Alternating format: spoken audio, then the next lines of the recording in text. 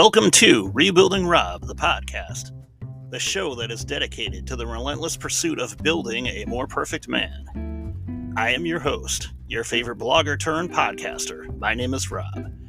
On today's episode, I'm going to talk about the two TV/movie franchises that have gotten me through the high times, the low times, all the times in between. That's right, today it's Rob and the Star franchises. Stay tuned, it should be a corker.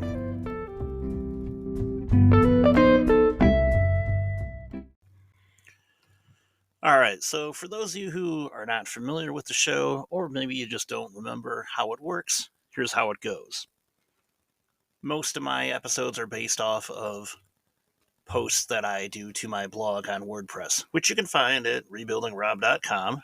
Shameless plug.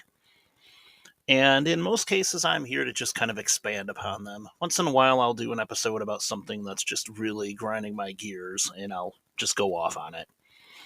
But in the meantime, you can find this podcast. Obviously, you've already found this podcast because you're sitting right here listening to me now. But you can find me right where it all originates from, here on Spotify for podcasters. But it's also available through Amazon Music, through Google Podcasts, through Pocket Cast, CastBox, iHeartRadio, and yes, I hit the mother load as I am now listed on Apple Podcasts. So chances are you can find me pretty much everywhere. Also, you can hit me up on social media. I'm on Facebook, Twitter, Instagram, even Threads at Rebuilding Rob. Just look for the picture of the little Atlas-looking guy holding the globe. That's me.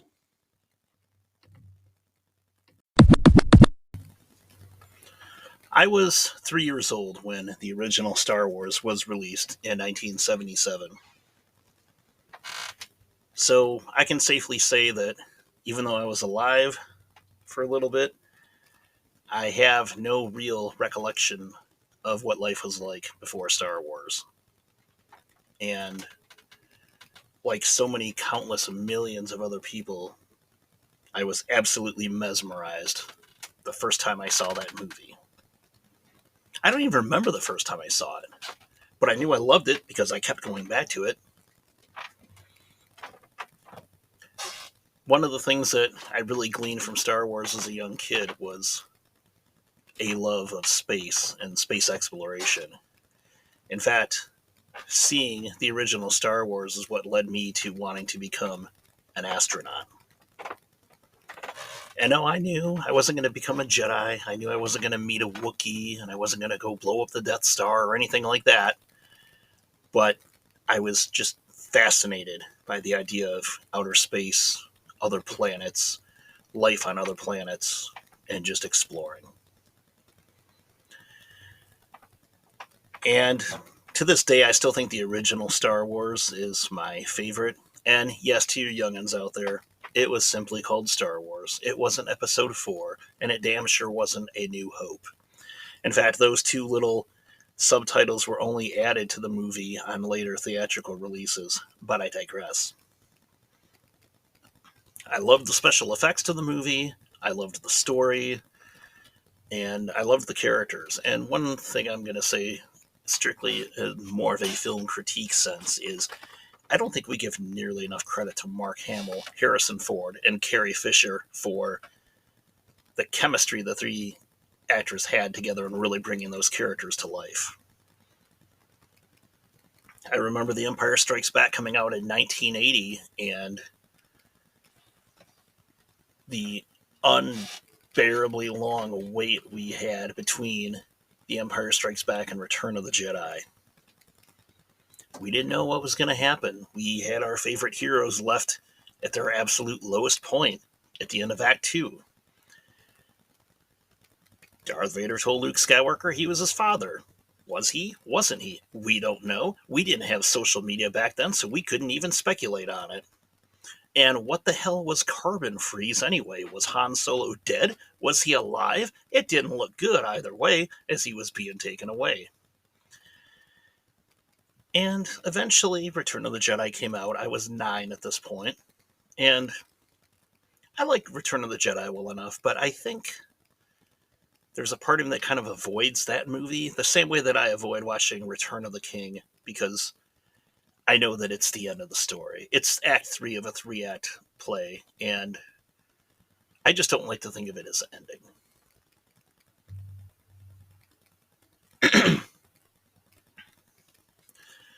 So, by 1983, as I said, I was 10 at this point. I was starting to grow up a little bit.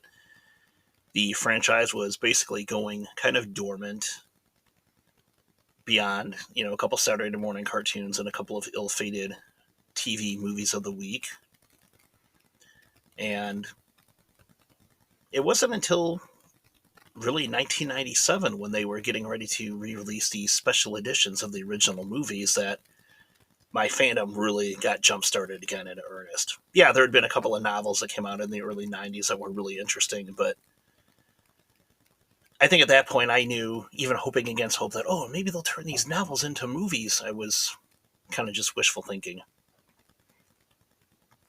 And I do like the prequels. They do definitely hold a special place in my heart. They conclude the story, so to speak. I do view them a little bit differently, maybe because I'm older, and I'm sure that younger Star Wars fans are. In fact, I know this for a fact, even just from the reactions that we're starting to see at some of the different events where the actors are available and just the buzz on the internet, that this next generation of fans really holds the prequels in that same nostalgic sense that I hold the original trilogy in. And that's okay. That's their Star Wars. That's good. And eventually, maybe we could say the same thing about the Disney movies, the sequel trilogy, episodes 7, 8, and 9. But yeah, if it wasn't for Star Wars, I probably never would have wanted to become an astronomer. And if it wasn't for Star Wars, I don't think I would ever want to have become a filmmaker. And if I wasn't interested in becoming a filmmaker, I don't know at what point I would have really found my love and appreciation for books and stories and storytelling, and in turn English, which eventually led to me becoming a teacher. So yes, Star Wars played a profound impact on my life. It kind of created the roadmap when I was little 5-year-old tabula rasa blank slate Rob.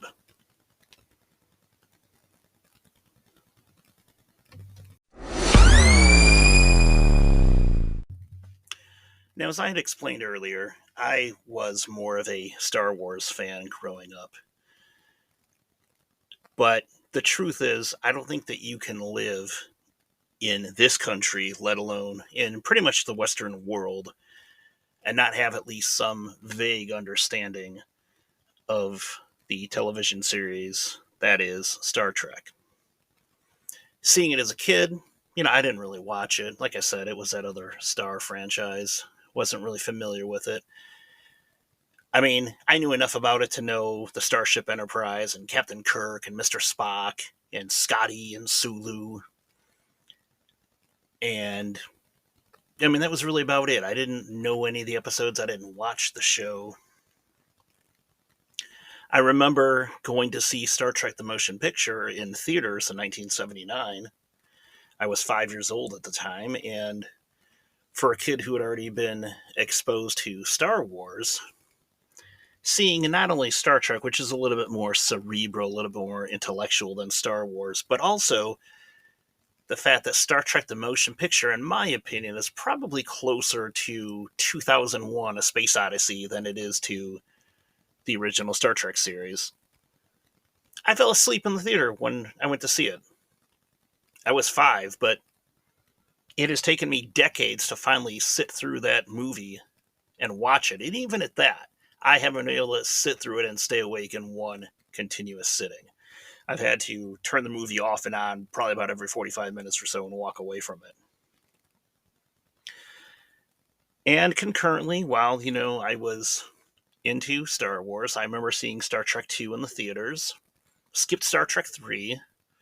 I think I saw Star Trek 4 when it came out on video. And let me back up for a second.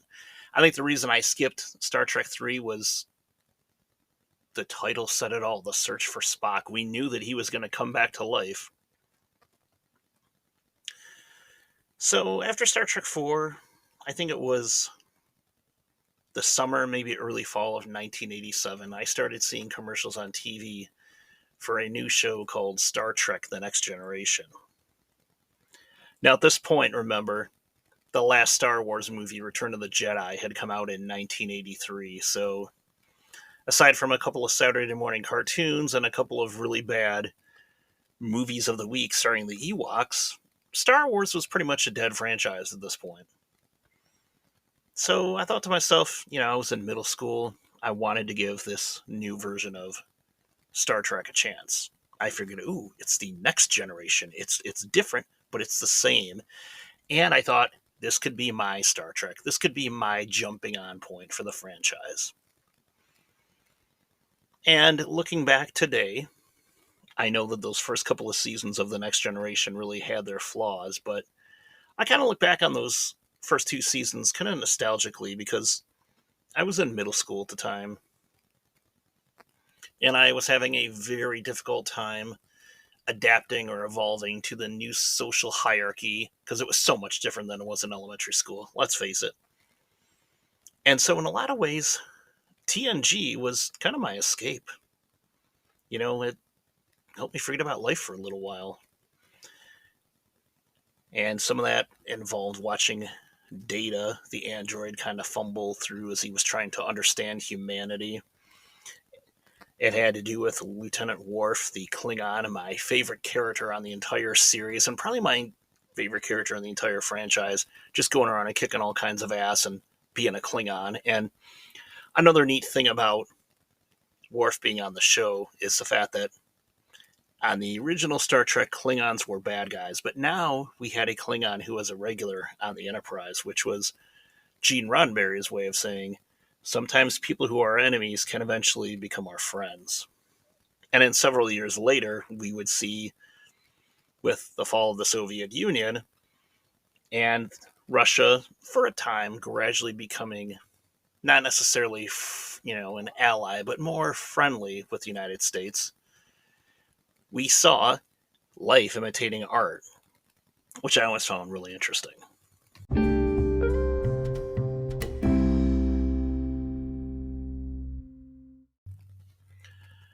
So by the time the early 1990s were rolling around, I was becoming more and more of a Star Trek fan, and my hunger, this insatiable hunger, if you will, for more Trek content just continued to grow. So I gradually started reaching back to the classic TV show, which Star Trek fans will call TOS for the original series. Now, if you look at the original series today, it's 60 years old. And even back then in the early 90s, it was 30 years old at that point. But the show did not really age well. Probably the kindest and maybe the worst thing I can say about TOS is that it really is old Hollywood. Let me explain what I mean by that. You know how when you watch an old TV show or an old movie, especially, I think the filmmakers and the actors and even the music people, everybody really didn't understand how powerful of a medium motion pictures and especially television were. You go back and watch some of these old movies, and you can tell that a lot of these actors they are trained for theater, so they still have their big, exaggerated body gestures and their arm motions, and they seemed almost really melodramatic, and especially the music. Go back and watch an old movie or an old TV show, and they weren't as subtle with musical cues as they are now. You'd be watching something and it would be some really dramatic scene, and all of a sudden the music just. And we didn't need that as an audience. We don't need that as an audience to know that something is a really somber, really emotional, or really shocking moment. But TOS did a lot of that. So between the low budget sets, and between William Shatner's acting style, it was really kind of hard to get into. Hope you all liked my Shatner impression there just now, by the way. But nevertheless, there were some really good, groundbreaking stories being told. And some of that stuff still holds up. Now, certain episodes, with the space hippies, kind of are pretty dated, but it is what it is. So, as I said, as TNG started making more connections back to the original series, I started to dive deeper back into the original series. And then eventually, when Star Trek Deep Space Nine came on in 1993, it was the spin off. It was the grittier, edgier version of Star Trek The Next Generation. And I loved that show. It ran concurrently for 2 years with The Next Generation as TNG was winding down. And then eventually Star Trek Voyager started, and the less I say about that show, the better. I just was not a fan. I watched about the first half of the series and kind of left it there. Star Trek Enterprise came on the air after Voyager ended, which I think was 2001. Shortly after the 9/11 attacks, I remember it started. And looking back now, even the writers on the show will tell you that they had just pretty much creatively run out of steam at that point. And the show made it 4 seasons, which was a little bit shocking considering that Next Generation, Deep Space Nine, Voyager all ran 7 years apiece. So at that point, again, kind of like Star Wars had in decades previous, Star Trek went dormant for a little while. It wasn't until J.J. Abrams decided to do his reset with the Star Trek movies in 2009 that we got any new material. And at this point, I was still a fan. I had seen the new Star Trek, not in a theater, but I think I saw it once it was on cable or rented it or something back when we could still rent DVDs. And I wasn't a big fan of it, but it was interesting. I do think the casting choices were top notch. And, at this point,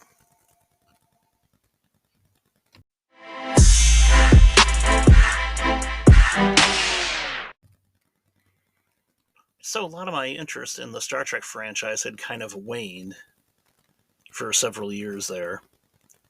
Not because I had outgrown it or I didn't like it, but just because I had seen it. I had seen it several times. I read the books, I read the comics, I played with the toys. It had run its course. So I thought. Then we had the COVID lockdowns from 4 years ago, and nothing was going on in the outside world. At that point, the Star Trek shows were available on Netflix, but they were in the process of being switched over to Paramount Plus because that streaming service was going to get up and running. But I had found on a local TV station called HNI, which stands for Heroes and Icons, that they were running original Star Trek, TNG, Deep Space Nine, Voyager, and Enterprise back to back to back in prime time from 8 p.m. until 1 a.m. 6 nights a week. And when there was nothing going on, when there was no other new television or no new movies coming out, no sports being played for a bit, I just started watching the Star Trek reruns again. And it was like putting on an old hat or an old glove. It just was a perfect fit. And eventually, the new Star Trek franchise, as some of the fans call it, New Trek, started premiering on Paramount Plus, and once again, I was immediately hooked. I don't know if there'll ever be a time in my life when I'm not a fan of Star Trek. I have to say, in all honesty, that I think the Star Trek franchise has probably done more to help shape my political views and probably even some of my ideological views about life and about humanity and about how we should treat each other than any politician, any philosopher, any book that I've ever read. It's going to stay with me forever. And that's just the way it is.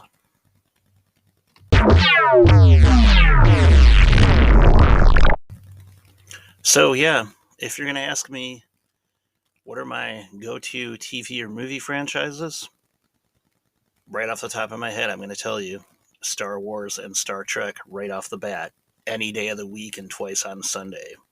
If they come on TV, I will drop whatever I'm doing and I will watch them. And even the worst part, living today in the streaming world of the 21st century that we do, If it's not on TV right now, I can go find it, or I can go put it on if I choose to. But yeah, they are more than TV shows for me. They are more than movies for me. They helped really set out really kind of the course that my life would take, as corny as that may sound.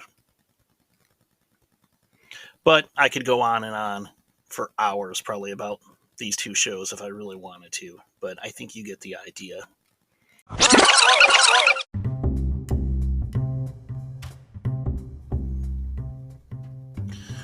All right, well, that's going to do it for this week's episode of the show.